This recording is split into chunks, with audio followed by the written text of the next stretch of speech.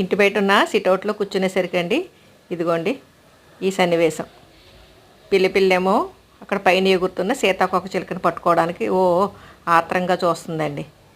అదేమీ తెలియదు పాపం ఆ సీతాకోక చిలకి. అది అటు ఇటు తిరుగుతూ ఈ పూల నుంచి ఆ పూలలో మకరందం అందుకోవడం కోసం ప్రయత్నం చేస్తుందన్నమాట.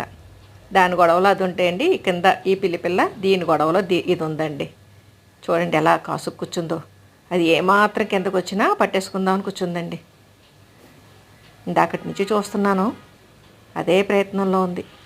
పాప మా సీతాకోక చిలుక ఏం తెలియదు కదా, హాయిగా చక్కగా ఆ పూల మీద వాలుతూ ఆ మకరందాన్ని తీసుకుంటుందండి.